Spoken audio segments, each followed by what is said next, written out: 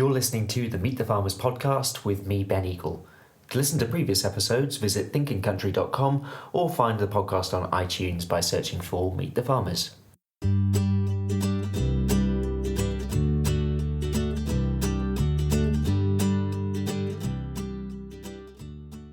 Hello everyone and welcome to the show. This is episode 38 of Meet the Farmers.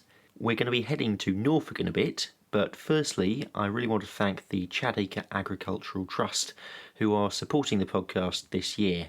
Chadacre provides grants to students as well as projects that advance farming education, research and public engagement across Suffolk and adjoining counties. So they'll be supporting episodes based in East Anglia throughout this year.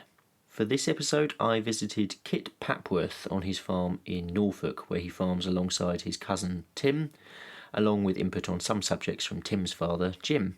Kit and Tim are arable farmers, farming across 35 miles of land, including the home farm, as well as for 26 other landowners on sandy loam soils. They grow cereals, including a large amount of seed, oilseed rape, potatoes, sugar beet and vining peas. Kit is BASIS qualified and looks after the agronomy for the business, but the farm also has an external agronomist to aid decision making. So without further ado, let's head over to Kit in Norfolk. Kit, thank you so much for speaking to me today. It's really good to be up in Norfolk. Thank you. You're a family farm, and the family's been farming in Norfolk since when? Because I know that you moved from Cambridgeshire at some point. We did, yeah. We were very fortunate. My great-grandfather was a miller in Cambridgeshire. The mill burnt down, and it was a time when nobody really wanted to rent a farm in Norfolk, particularly a dairy farm. And he took the tenancy of where our office is now, Lodge Farm, Felmingham, in 1926, and they came up by train. And a few years later, we took on the neighbouring farm from the same college, Gondwell and Keys in Cambridge, and we were lucky enough to have the chance to buy them. And over time, we've grown both the land holding and the contract farms we run. Did you always want to be a farmer growing up? No, not at all. It was quite a late decision, actually. My father wrote to me, I was away at school, my father wrote to me and said, I'm not sure there's going to be a future in agriculture. He was very worried about it, and I was probably 17 at the time, and I'd been looking at all sorts of other careers, including going into the police force. And I looked hard at it and went to a careers fair and met somebody who was doing the job in the police force that I'd been looking at, and he advised me not to do it. And so I thought, okay, and I'd reviewed my decision about agriculture, and that's when I started thinking about coming into it. But yeah, quite a late decision, really. Yeah. And you went to Shuttleworth Agricultural College, which, as far as I know, no longer exists. It does still exist, but not in the guise it did then. Okay. And I made the decision not to go to Harper Adams. Went and had a look around Harper Adams and decided that Shuttleworth was the place for me. And I went round. I really liked the two people who showed me around, and I think that's the theme right through my career, really, that you find people that you can get on with well. And I think people trade with people and deal with people, and I really liked the people I was going around with, and that's what made me decide on Shuttleworth. And then you came straight back to the family business? Well, that wasn't the plan. So there were various sort of family dramas at the time, and we had a very good foreman who left. There was a death in the family, etc. And father said, I think you better come back for the summer. Right. And I was then going to go on to do my final year at Cranfield, and I never left. And I swore then, having made the decision not to, that I would do a course of something every year, because I felt that having missed out on doing that final year, that I would that I needed to top up what education I hadn't done, and so I've done some. That's where it came from. Before we started recording, Kit was just telling me about the myriad of courses that you're, including you're a trained barista. I am. I've done an awful lot of training. I try to do some sort of vocational farming stuff, but I try to do some personal stuff as well to develop myself as an individual, and just some skills that probably don't sit neatly on the farm, but might prove handy, making coffee, for example. Yeah, it was very, very good coffee. Thank you. So you came back to the farm. Yeah. But at that time, were you frustrated at all in terms of, did part of you want to go out and spread your wings a bit?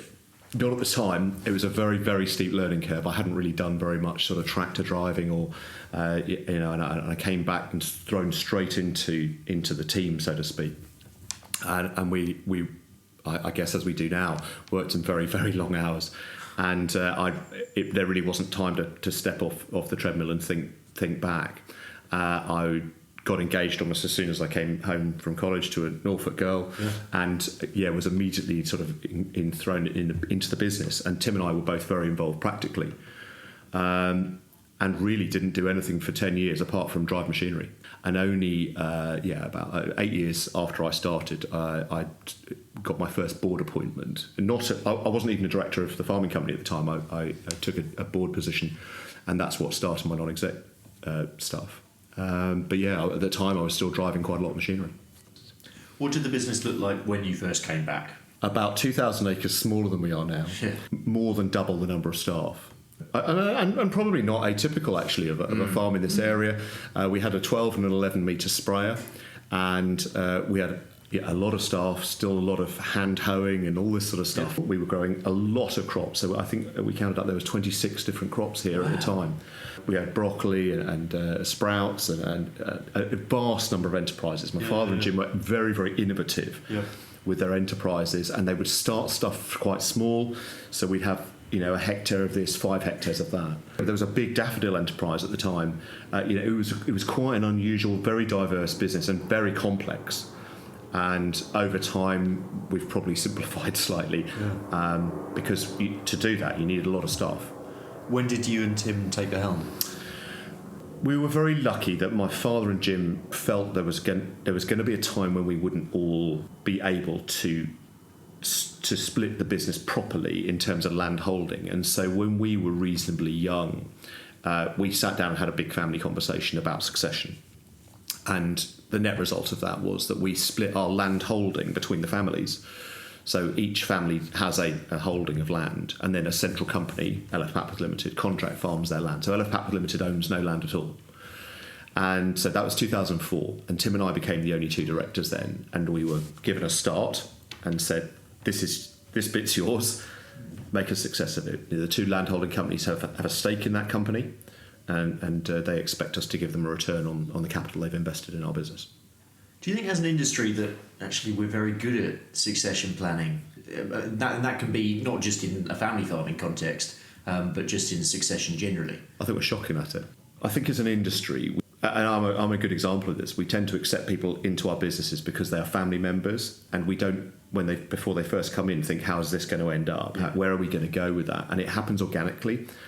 And people are very reluctant, particularly towards the end of their careers, to have that conversation that says, I'd like you to be here in 10 years or 15 years or 20 years, or I will sell you my shares, or if we can pay this back. Or there isn't any long-term planning, partly because the regime we work under isn't a long-term plan, and also the profitability of the industry is so poor that there isn't enough cash in the system to end someone's career at a retirement point. And so farmers love their farm, love their land, and want to carry on as long as they reasonably can. And that's why we still see farmers doing the things they do right over into their 80s and beyond. I want to talk about sugar beet briefly. Great. Because it's something that we haven't actually covered on the podcast, I don't think, in any detail. Norfolk, why is this part of the world a good place to be growing sugar beet? Okay, there's a bit of history in there and a bit of geography as well. Well, firstly, the soils are perfect for growing sugar beet. We have light, sandy soils in this part of the world, which means that we can physically harvest those sugar beet right through the winter. We can get good seed beds, which sugar beet, well sown, half grown, is the mantra in this part of the world, and probably across the country. In the old days, sugar beet were taken in railway trucks to the factory, and so the infrastructure is here, and of course the factories, which are a vital part of the industry, are placed here, and so British Sugar would ideally like all of their beet to be grown within a quite small area of each factory. And so we're fortunate to have Cantley factory just down the road. And the agronomy for sugar beet, so what particular pests and diseases are you looking at? Yeah, it's tricky. Sugar beet are a very, very sensitive crop, and keeping the weeds down at the early stages of development of the sugar beet crop is very important. And we have quite limited chemistry these days to do that with. So very low rates of chemical applied sort of every 7 to 10 days, depending on weather and the sensitivity of the crop, to keep that weed control down. And now, of course, since we've lost the neonicotinoid seed dressings, it is very much keeping an eye on the aphid population and making sure we tackle that at the right time when we've got thresholds in place. And the critical timing there is 12 leaves. Once we get to 12 leaves, we've probably got a crop that can get past that. Once the beet gets to the factory, Yes. how is the sugar extracted? Okay, so sliced into very fine slices and then immersed in hot water, and hopefully with a bit of science in there. And you can do this in your kitchen, not quite in such a scientific way. Eventually you can extract the sugar and then crystallise it out with a variety of processes. And then eventually you've got white or brown sugar. There are 4 running factories in the eastern counties, and a lot of the farmers in this area will be delivering sugar beet from sort of middle of September right through into March, end of February, early March. You mentioned the chemistry concerns, but in your opinion, is the future bright for sugar beet growing in the east? I think the future for sugar beet is entirely dependent on world sugar price. The balance of sugar beet price and tonnage is critical here for it to compete against other crops, and in this part of the world it has to compete against oilseed rape, which at the moment is not as vulnerable as other parts of the country for flea beetle and other problems. So we can grow quite a good crop of oilseed rape in this area with such a broad rotation, and sugar beet's got to answer at least as well as that. So sugar beet at sort of £22 a tonne is probably sustainable. Under 20, we would probably stop growing or reduce our area very significantly. And world sugar price is not good at the moment, and we need to be very careful. It's not British Sugar's fault, and I see no point in shouting at British Sugar about this. They are only selling sugar on a world market, and it's easy to bang the table and say to British Sugar, you must pay us more money. But at the end of the day, they're running a business too. And we need to work together as an industry. From the NFU's perspective, the NFU is the monopoly negotiator with British Sugar, and British Sugar is the monopoly processor. We need to work together with them to grow as good a crop as we can, to learn as much about the crop as we can, to do the science, and to try and produce this crop as best we can. But if the world sugar price is unsustainable, we won't be able to do it. I want to talk about your time at Anglia Farmers, which is, Anglia Farmers is an agricultural buying group. Yep. For those of you who don't know, you were chair for them from 2011 to 2014. Tell me about your time there. Okay, I went on the board of Anglia Farmers in 2005. I believe the second longest serving ever board member. It was a fabulous period of growth under a very innovative chief exec, Clark Willis. We increased in member number and turnover very, very quickly. Clark realised that farmers didn't just want to buy crop inputs, they wanted to buy other stuff as well. And if we had more members buying more stuff through us, then we had more buying power and we could get better deals. Looking back at it, it doesn't seem like rocket science, but actually that's what we did. And so we spent a lot of time growing the business very, very rapidly. And there was quite a clear succession from a board perspective. Unfortunately, the natural successor as chairman died. And then the following year, the next natural successor died. No. Yes. Both in tragic circumstances, and left me as quite a young board member with the question, would you become vice chairman? Yeah. And I was quite reluctant at the time. I was very heavily involved at home. I'd just taken on another non-exec job as well. So I became vice chairman with a little reluctance, and then was asked to take on the chairmanship. It's a fascinating business and now has new blood. And I firmly believe that you shouldn't stay on the board of a company more than about 9 or 10 years. In my time at AF, I sat on the board of, I think, every single possible subsidiary of the business. We started a little bank, lending money. We had a straw business and all of those businesses. And I only finished, my last role at AF finished last October. I still have some mentoring roles at AF, but I have no formal role there at all anymore. And I enjoyed it very, very much. I learnt a lot, met some fascinating and really interesting people. But you get to that point where you turn up at Anglia Farmers 3 times a week for quite a long time, and it's time to let someone else have a go. Yeah. What did you get out of that time personally? And perhaps your broader non-exec roles, what do you get out of that on a personal level? On an entirely personal level, I get away from the farm and I meet people who have different views and a different life to the agricultural life that this industry leads. I don't meet conventional farmers. I meet people who are doing other stuff and have other views, and see what it is that drives them. And sometimes they are diametrically opposite to what I'm seeing in farmer meetings and just talking to friends who are farmers. And it's a very interesting balance to see what those people bring to the mix. I learnt a lot personally. I learnt a lot about the way to run a business. Obviously, in a business the size of Anglia Farmers, there are finance directors, there are people, very, very creative people. I met a lot of people who designers and those sort of people. And being in rooms with those people really makes you realise the value in a team of having some decision makers, some people who always look at the figures first, some creatives, and someone has to be in the room and say, we've got to distill this down to an actual answer now.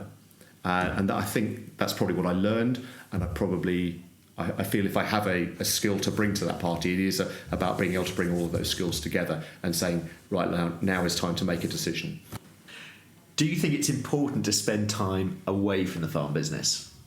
I try really hard to work hard when I'm at work, but also to have time to switch off. And something we might get onto later is mental health and the importance of it in our industry. I try very hard to get away, both in terms of travel and to get out of our business and see other stuff going on. So that's a professional and a personally, yes, I do. Now, this next question links to something that you gave me the option of speaking about, and I really want to, simply because I think it's completely critical that we keep talking about mental health in farming. Listeners, I mentioned in the last episode, Rachel Brown, an ITV journalist. She runs a brilliant podcast, relatively new podcast called Farmer in Mind. Please check that out. And also search for hashtag Farmer Mental Health on Twitter and Instagram. And your father, David, was heavily involved in the business until just a few years ago. And then tragically last August, he took his own life. From reading his obituary in the Eastern Daily Press, it was clear that he was really innovative. He was clearly very passionate about the farming sector and Norfolk life. Can you tell me a bit about your dad and the kind of person that he was? Yeah, absolutely. And you've summed him up there. He was a farmer through and through. He left school at 16 to come back to the family farm, and over the next 40 years, he and his brother Jim took on a comparatively small business, worked incredibly hard, and grew our contract farming business and all of the enterprises. So we ended up with, I think, sort of 26, 30 odd enterprises, everything from daffodils to turkeys, to everything. Yeah. And he was a passionate farmer all his life. I'm very grateful to him for the start he gave me in life. He never shied away from hard work and was involved at lots of levels in the industry: sugar beet, Eastern College, Norfolk Agricultural Association, drainage boards, lots of stuff. Sadly, he suffered from ill health. He had a pacemaker fitted a few years ago, and then a replacement one fitted a few years later. I think I read somewhere that he suffered from back pain. Yeah, and that resulted through an infection in a severe spinal infection, which ultimately he just couldn't get past. That really got him down. It was chronic to the point where he was in pain all of the time. There didn't seem to him to be a way out of that. And so he made the decision. He didn't discuss it with anybody, didn't leave a note. He took his own life one morning last August. We were shocked and obviously devastated by his loss. But I feel that despite the fact that there was lots of alternatives for him to talk to, and he was more than aware of Yana, the charity for farmers, and lots of the You're Not Alone movement, etc. He didn't feel that there was a way out for him, and he hadn't talked to any of us, his children, his wife. He just decided to call it a day. That was actually my next question. Did he ever talk about the way he was feeling? Only in that we knew he was very down, and we knew that he didn't feel that he would ever get better. And if I think back to how he how he thought about life, and he always felt that there was your time, that you had your time, and the way I rationalise it to myself is he felt he'd had his time. But I think what he couldn't see was a positive future. He couldn't see what could be fun about future. It was just all downhill from there, really. And, the last time I went to see him, he was sat in a chair in the middle of a hot, sunny day, that hot summer of last year, of 2018. And he was sat there and he'd got the television on. And I said, "Oh, no, don't get up." And he said, "I'd love to, but I can't." And that just typifies a man who was very, very active throughout his life, and I vividly remember him running after drills to check stuff and that sort of thing. And when he couldn't do that, I think he felt that his time was up. There was a programme on the Beeb last week, I think it was, where Prince William, Thierry Henry, Peter Crouch sat in a locker room and talked about feelings, and Prince William especially was talking about bereavement for obvious reasons. Yep.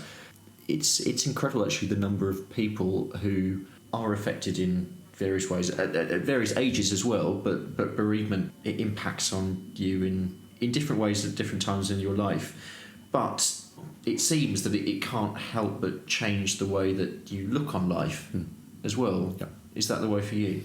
It is. I struggled to rationalise why my father couldn't see the positive. I watched that programme with interest of how people had dealt with bereavement and stress and depression. And I, like both my sisters and my mum, have had to deal with it in our own way. And some of us have chosen counselling. Some of us have chosen to hit the gym hard or run every day or whatever. And I do think, for me certainly, I can't speak of others, but for me, being very active, being physically fit has really helped me. And so I try to run every day or go to the gym every day. And my son the same. And certainly one of my sisters, probably both my sisters, have found that a place to go. But certainly talking about it, I think, is the critical thing. Being open about it, doing what we're doing now, talking about it. I have had some pretty dark days thinking about why my father didn't feel he could just say to me, "I'm really struggling with this." But we have got through this, and I think we've held each other together and got closer as a family as a result. And I think that's certainly helped us.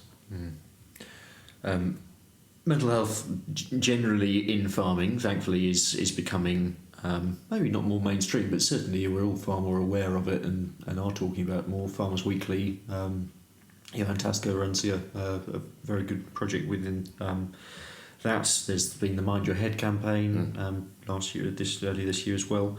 But do you think there's more work to be done in terms of, not necessarily in terms of things like this and people on sort of outside of everyday life talking about it, but within families, within our own selves, and just the way we actually just take a step back now and then and actually take a break, look at yourself, because in farming as well we're always moving at 1,000,000 miles an hour. Yes. And because you have your farming hat, and inevitably you'll have other things, whether it's family or there are other areas of your life as well, but it is very easy to not stop and to get onto this railroad, and then all of a sudden you hit a crash point. Definitely. How do we move towards a point where it's more normal to actually think along those lines? I don't know, and I know that without what happened to my father, or without my father taking his own life, we wouldn't be the open family with each other that we are now. So I probably, if you go back a year, I probably only spoke to my sisters, I don't know, once every 2 weeks. Yeah. We now have a very close WhatsApp group, or we have a wider WhatsApp group, an even wider family WhatsApp group. And I probably speak to both of them twice a week on the phone. Yeah. And I see my little sister probably more often than I see my elder sister who lives further away. But we're a much better family as a result. But why did it take someone to take their own life for us to be able to feel that we can pick up the phone, talk to each other and say, "God, this is a bit rubbish, isn't it?" Or, really good point. "I'm really struggling with this." We should be able to be open with someone, our partner, business partner, relationship, children, whatever it is. We should be able to be open about that. if you are struggling with your own mental health, the best thing to do is to reach out, no matter how difficult that might be. It might not seem like it, but there are lots of listening ears if you reach out to them. Just a few organisations include Mind, the mental health charity. There's Yana, You're Not Alone, which Kit mentioned, which can provide specific help for people who want to talk and are involved in any way in agriculture in Norfolk, Suffolk or Worcestershire. There's also the RABI, the Rural Agricultural Benevolent Institution, which can offer financial support for farmers who are going through times of financial hardship. What I would add to that also is it doesn't matter who you talk to. Good point. I think at my lowest point, I spoke to people who I probably didn't know that well and found them really open, and possibly more open than some of the people I thought I knew really well. So and then you find out who your friends really are, I guess. But I think people are very open to talking about this stuff now, and I think it doesn't matter whether it's the guy behind the bar, or your GP or whoever it is, whoever you feel that you can just share what it is that's going through your mind, because I speaking personally, have found it easier to talk about some of this stuff. And everyone has a view and an understanding, and they will inevitably say, "Oh, I had this," or "I can help you with that." So don't be afraid to talk. And I asked you before I came up to give me some of your big farming issues for you in the near future, and I want to take those in turn. Firstly, you mentioned climate change, including water availability. How do you expect a changing climate to impact on your business here in Norfolk? Good question there. Okay, no. So I believe that the climate is changing, and so let's stick that out there for a start, because I meet several people still who don't believe that the climate is changing. I firmly believe that the climate is changing. I believe I can see that on my farm every day, and I believe that what climate change means for us is not that it's just getting hotter, which I often come across, particularly in meetings. It's not just getting hotter, it's going to be longer periods of hotter, drier. It's going to be longer periods of wetter or colder or snowier or whatever it's going to be. And so we're going to have to see more extremes. And what that means for my business is that 2 long, hot, dry summers, which is what we currently look like we're going to have, mean I have a lack of water, a lack of water availability, and my crops are going to suffer in terms of yield. That gives me variability of yield when potentially other people in the country or in Europe or across the world have better yields. And if my lower yields coincide with their lower yields, we have volatility of price. I also think it means that I have places where I can grow high value crops and other places where I can't. And I need to think carefully what I grow on those farms if water is going to be an issue. That said, there will be some years where I need to have the capacity to be able to harvest in a wet harvest and be able to dry that. Last year I didn't start the dryer at all. I'm sure there'll come a harvest sooner or later where every tonne is going to go through the dryer. Absolutely. So I need to be kitted up to do all of those things for my contract farms. They all want me to combine their grain on the perfect day, but that can't happen. So I need to have the capacity and the drying ability and the staff and the infrastructure to get all of their grain over the line in good time and into store in good condition. On that note, what do you do about grain storage? I know that you've recorded a podcast with Andrew, haven't you? I have. What are you doing? Yes, I have. What do we do with grain storage? I'm very fortunate to have one of our contract farms has some tonnage in Aylsham grain, where my brother-in-law works, where he works for a subsidiary. But my father and Jim invested in grain storage quite significantly at the site we're at today, at Lower Farm. So one of the reasons that I live here is that I manage this store. Right. So on a day-to-day basis, I manage this store. And about 20 years ago, I sat round a table similar to the one we're sitting around now on Christmas morning and looked out, and I could actually see the top of the grain bin, and I suddenly thought, I wonder if that grain's all right. And at that point, I realised that the next thing we needed to invest in was a monitoring system that I trusted. Yeah. And so all of the grain has a monitoring system which is being monitored every minute, and I can see that from anywhere in the world. And we're very fortunate to be able to store most of what we harvest at Lower Farm. We have various arrangements with other people, but most of the contract farms grain comes into Lower Farm in some shape or form. We do all grow a lot of seed crops as well, though. So a lot of those crops go off farm when required, but mostly not long after harvest, as they are winter crops going through for winter seed. Your second farming issue was managing volatility in markets. Can you expand on that? Yeah, absolutely. I think this is probably where we can make the biggest difference to our farming futures. The cost of our inputs and of what we sell is going to be increasingly volatile. Just before you arrived, I was speaking to somebody who understands the oil business very well, and even he can't get it right, and he works for an oil company. He has no idea what's going to happen to the market. He can tell me what's happened, and he can tell me that the price has risen almost inexorably since January, but he can't tell me what's going to happen in the future. But I know from what I have seen that oil is a determining factor in a lot of our other pricing. And if oil goes up, as a rule, so do some, if not all, grains, but so do a lot of our inputs. Yeah. Normally a few months, year behind. And we are in a cycle, and I would like to think that we don't sell our grain at the bottom of the market and buy our inputs at the top. And so I think businesses like Anglia Farmers are critical in terms of purchasing, but I think we need to be strategic about that. I don't think this is about ringing up on the day and saying, "Oh, I've run out of fuel, Jack." I think we need to be much more planned, and not always think that I'm going to hit the bottom of the market for buying and hit the top of the market for selling. I think there are tools we can use, both physical and market related. So we have a lot of fuel storage here. Sometimes it's completely empty. Other times, with a bit of advice, we take a lot of fuel in. Yeah. We're also looking at using mechanisms to lock in prices that we're comfortable with in terms of grain, that we know is a margin, and then possibly seeing some upside if there is any. But I think we've got to be much more strategic. I think there's as much money lost in the farm office as there is outside the farm. Mm-hmm. And your final choice for a farming issue is something that's close on the lips of many arable farmers, and that's the loss of active ingredients, particularly, you mentioned, in potato storage. Do you see the loss of actives as a food security threat? That's a big question, because I don't think the government see food security as a big threat. I think everything that we do in agriculture in this country is really driven by what someone has decided the priority is for us. And if you go back in history, when producing a lot of food was important, there were subsidies and supports to do that. And over time, we've whittled that away, and a lot of politicians and civil servants would argue that actually food security isn't a big problem and that we can import food quite easily. I have some issues with that. I feel that we're exporting our pollution, exporting our carbon footprint, we're exporting our water problem and importing water back in.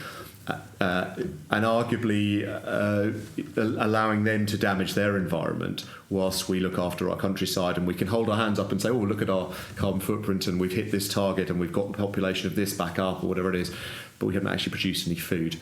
But I think losing actives is a problem in certain spheres. I think we've got to develop as an industry.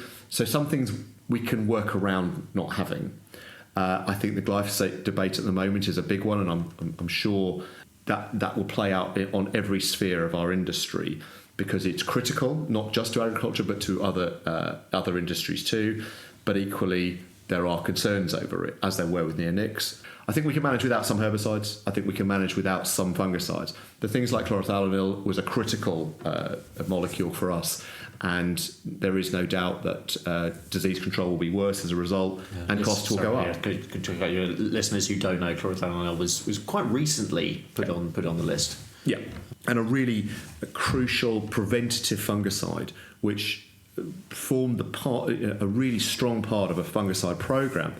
And it meant that we didn't have to, we could protect our plant rather than have to go in and kill the disease that was in there. Whereas now, without it, we will be having to kill what there is there. And it was a product, and will be for a short time more, that was the backbone of a lot of fungicide programs and will be sadly missed. But we have to develop, and the same issues with potato storage. That's going to be a big issue for our industry going forward. I don't know when you first went on Twitter. Were you quite an early adopter? Yeah, I was very lucky. Because you've got about 5,000 odd followers on Twitter, yeah, and then about 1,250 odd on Instagram, something like that. Yeah. Is social media a good thing for farming in your view? I mean, I probably know the answer to that before you can say something. And why do you use it? That's a really good question. In the early days of Twitter, I used to get a lot of questions Not so much anymore. I think probably there's more people on Twitter. In the early days, the questions were things like, "Why do you do it like that?" So I would post a picture of me spraying, or one of the guys harvesting, or whatever it is, and I'd get questions about that. It doesn't happen quite so much anymore. I use it as a tool to get our message out, but also to ask questions of people and to engage with others. I think there is a very real danger with social media that if we are not careful, it's a sort of self-fulfilling prophecy that we follow the people whose views we agree with, and therefore they are reinforced, and we don't follow people whose views we don't like or that are diametrically opposed to us. And I try hard to read the views that are not necessarily my view. And I try hard to do things that don't sit within the natural box of arable farmer in Norfolk. So as a family, we've tried the vegetarian burgers and the vegan burgers. We've tried the Impossible Burger and the Beyond Burger, and those sorts of things. Because I think otherwise we run the risk of sort of fulfilling our own views all the time. And I think that is a danger with social media. But it is a really lovely way to get our message out. Pictures are really informative, and it shouldn't always be shiny gear of, we've just bought this machine or that machine. It needs to be of crops and of winter bird food. We sit here, you look out the window, and we can see winter bird food that's being grown specifically to improve the wildlife on this farm. Have you ever regretted a tweet? Yes, several. Although I spoke to my partner about this the other day. She's a journalist, and I think over time I've become more cautious of what I say publicly, because I think we've become more wary of the backlash of what someone else might pick up on, particularly if you haven't got time to respond to it properly. You're no doubt about to find one of my. So I'm actually just setting up the clock for your soapbox. But no, I think I've no problem with saying something controversial, but I also need to have time to react to it properly. And tweeting just before you go and drive to a meeting never ends well if it's something controversial, because you just come back out of the meeting and you've got 25 different views. I'd rather engage than not. Right, we're going to try a 1 minute soapbox. This, listeners, gives guests an opportunity to speak for 1 minute on a subject of their choice, which could be anything at all, farming or non-farming.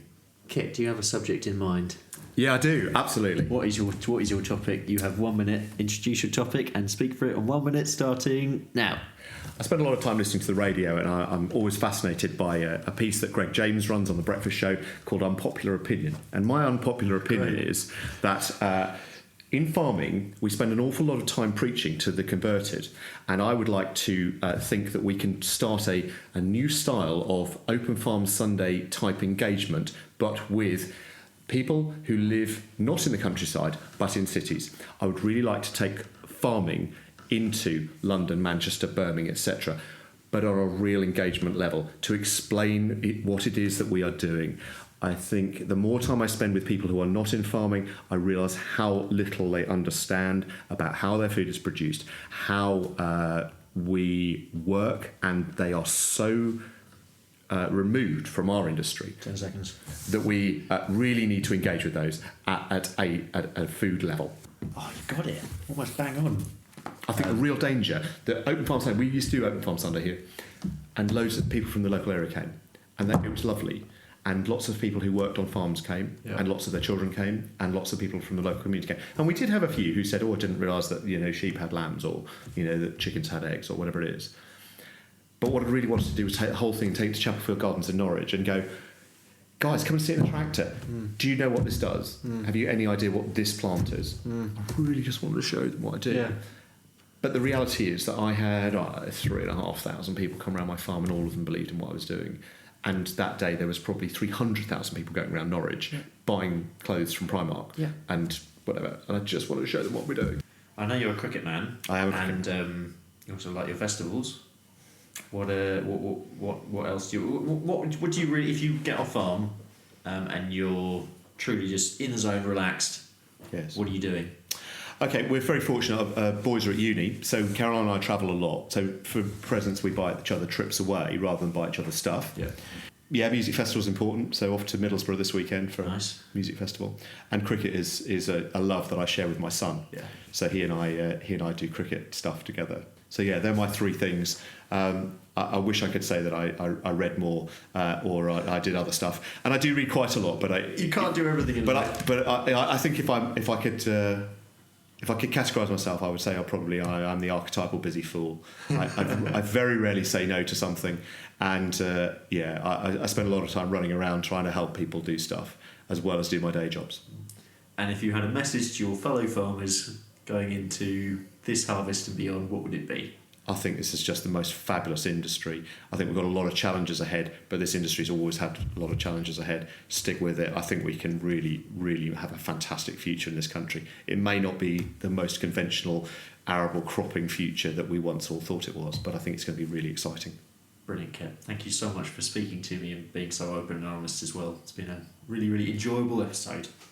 Thank you. Arable farmer Kit Papworth speaking to me in Norfolk. Next time I'm heading down to Kent to speak to first generation farmer Katie Anderson, who also runs the Female Farmer UK blog. So I hope you can join me then. In the meantime, you can catch all previous episodes on thinkingcountry.com or the last 10 episodes on iTunes. There are also selected episodes on SoundCloud and eatfarmnow.com. Thank you very much for listening, and I'll look forward to you joining me next time on Meet the Farmers.